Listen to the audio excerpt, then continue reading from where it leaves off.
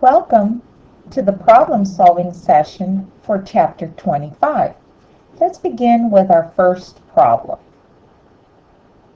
Here, in question 1, we are told that there is an electric field which points downward along the negative j hat direction, and we are considering the points A with coordinates x equals -2, y equals -0.2 and -0.3, and those of point B at +0.4 and +0.5. So we're asked to calculate the potential difference using the blue path, that is in going from A to B.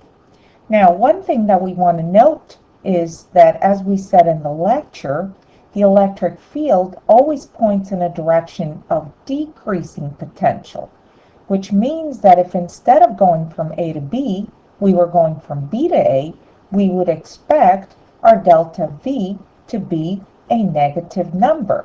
Why? Because the potential would be decreasing.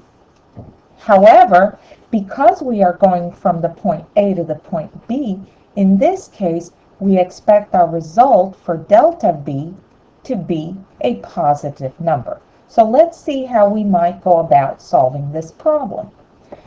Well, let's rewrite.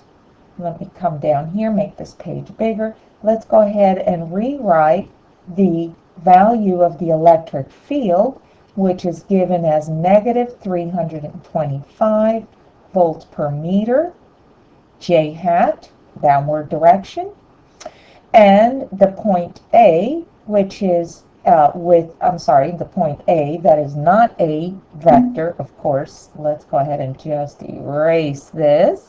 The point A, which has the coordinates -0.2, -0.3, and the point B with the coordinates +0.4 and +0.5. Well, we can assign a delta S to these points because delta S is delta X I hat plus delta Y j hat. And after all, we are looking for delta V, so we need to have values for delta S. So what is delta X? Well, delta X will be the component 0.4 minus 0.2, which gives us 0.6 meters in the I hat direction.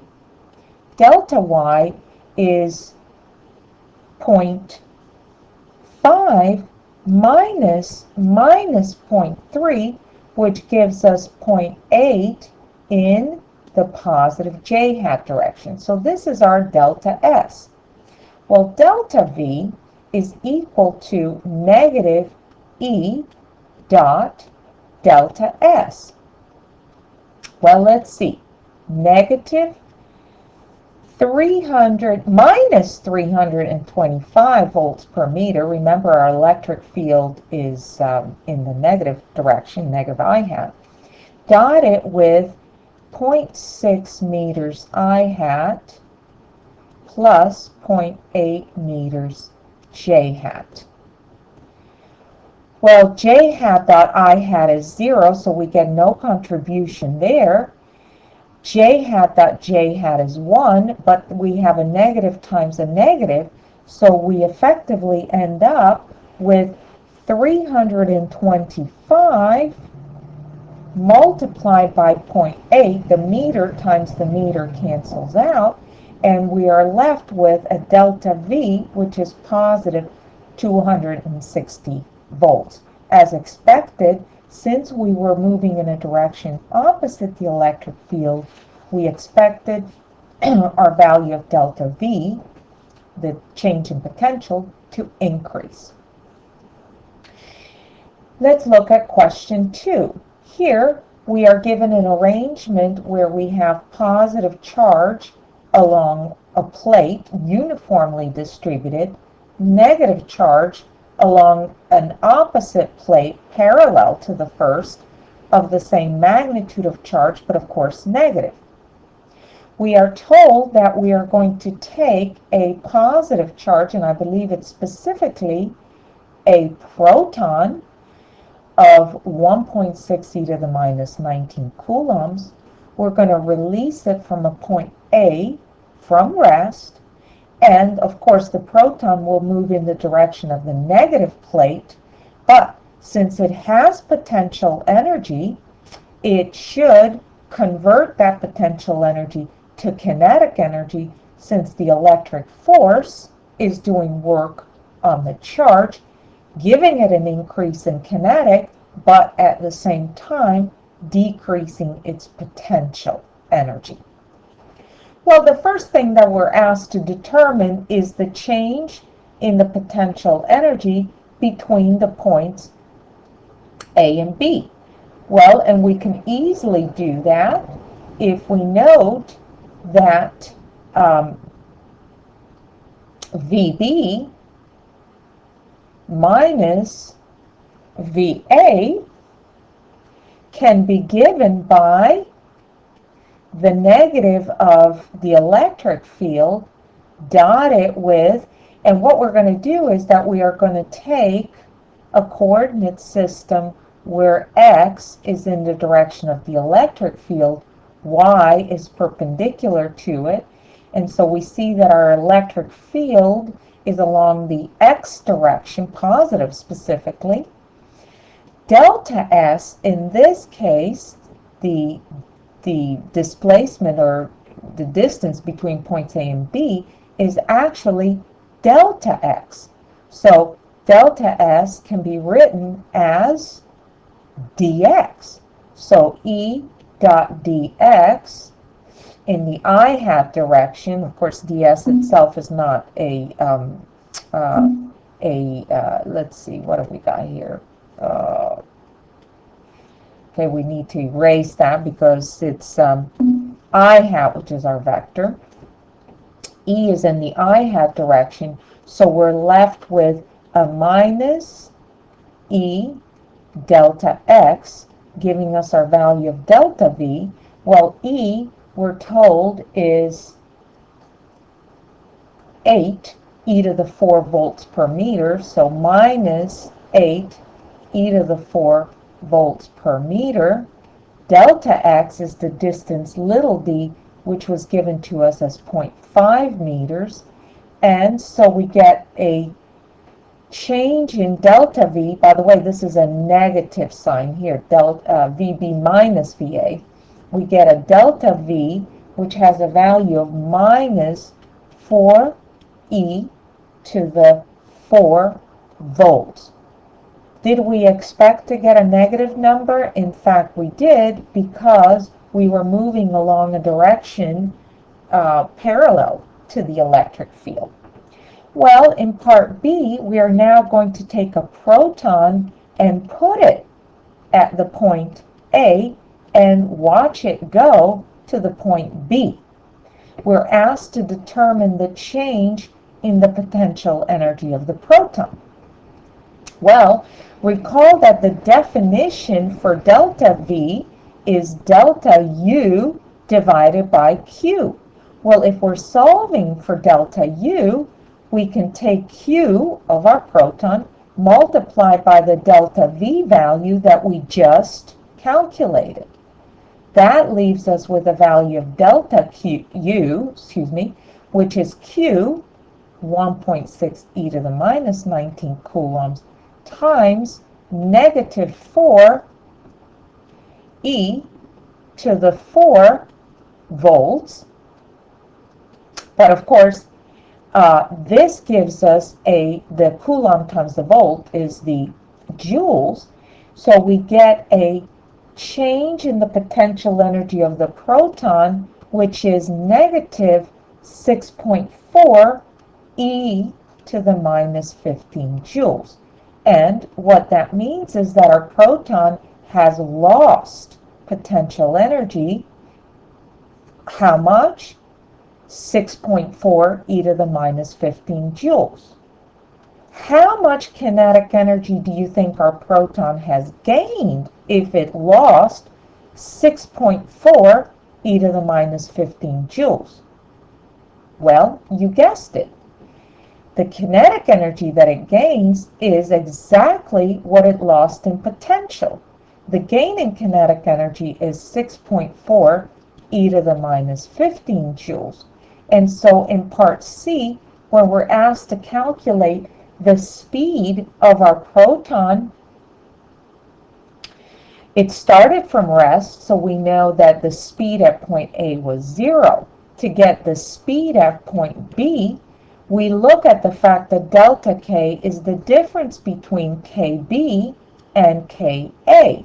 Since it was not moving at point A, KA is 0, and therefore KB is 1/2 mvb squared.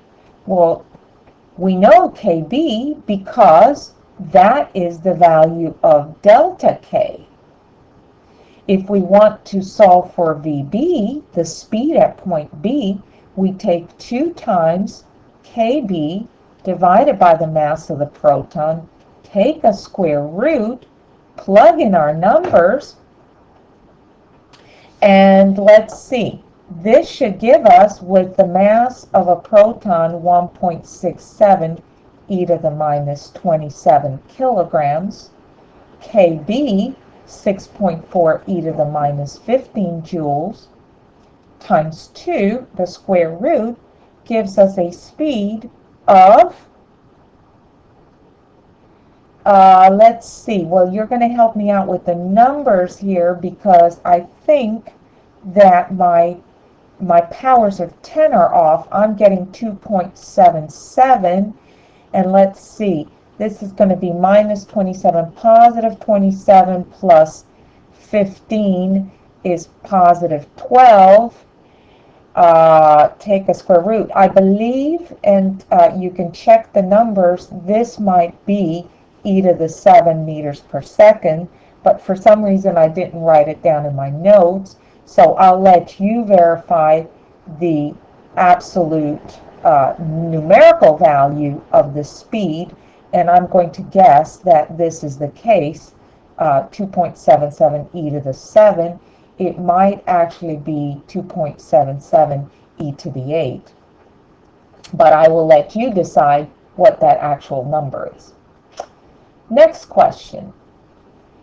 We are told in question 3 that the potential in a region of space between x equals 0 and x equals 6 meters is given as a function of x equaling a constant a plus the product of constant b times x.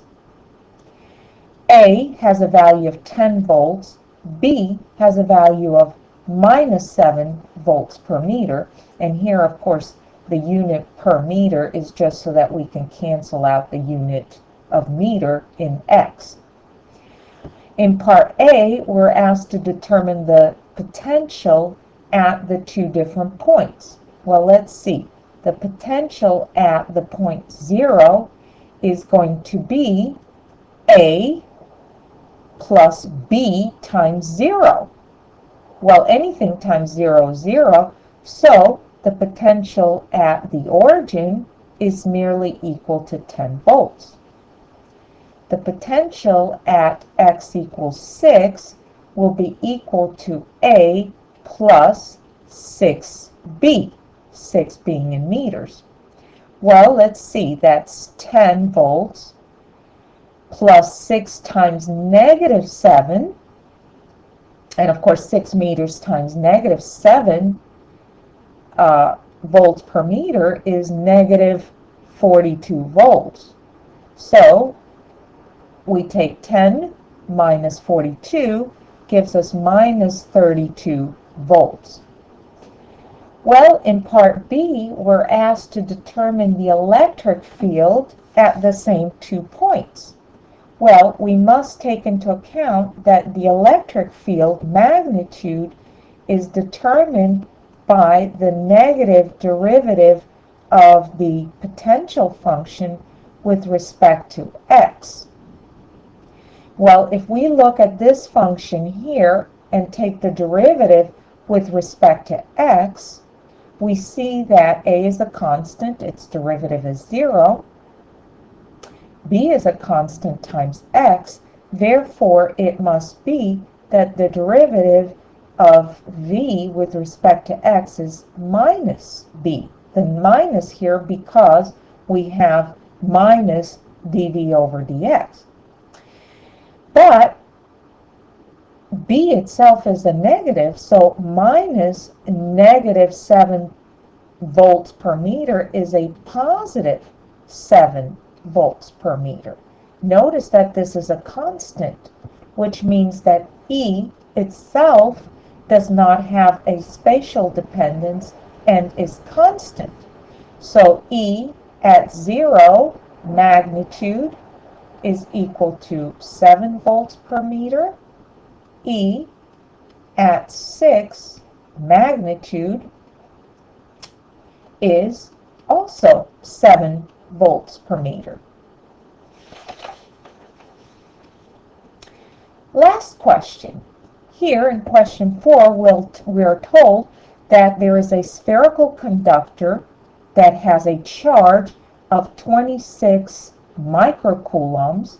This conductor is in electrostatic equilibrium. That tells us something. Has a radius of 0.14 meters. Calculate the potential at different positions from the center of this charged conductor.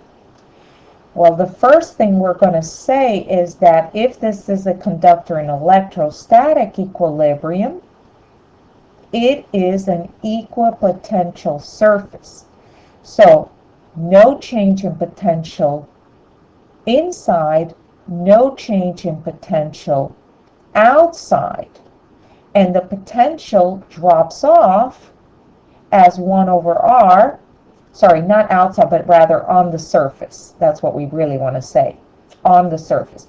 But the potential drops off as 1 over the distance once we move away from the surface of this spherical conductor. Well, let's see.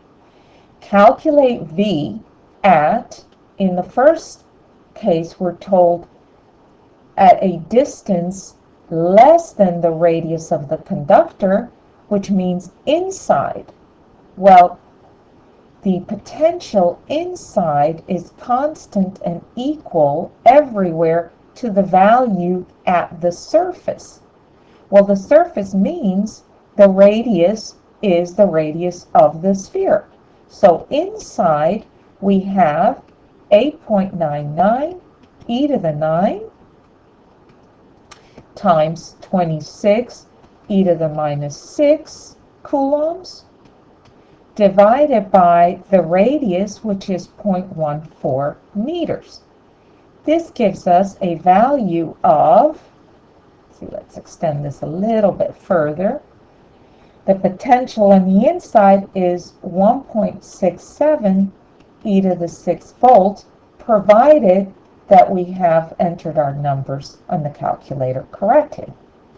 In part B, we're asked to determine the potential on the surface of the conductor. In other words, where little r is equal to the radius of the conductor. In this case, the V along the surface is also equal to K Q over R and equals the value inside. Well, we just calculated that this value is 1.67 e to the 6 volts. And so V along the surface has the value along the inside. Lastly, we want the potential at a point R greater than R. This time we're outside the conductor. And this time, and only this time, we can allow the potential to take on a value that depends on R. And the R here is given by where we are trying to determine the potential due to this source, this electric, this conducting charged sphere as the source charge of the potential at this position in space. So let's see, we have 26 e to the 6 minus 6 coulombs, sorry. Let's put a coulomb here. Divided by, now I'm going to put 0.2 meters. And now I will get a value, the outside, which is going to drop off as 1 over the distance, 1.17 e to the 6 volts. Well, this concludes the problem-solving session for Chapter 25. Until next time.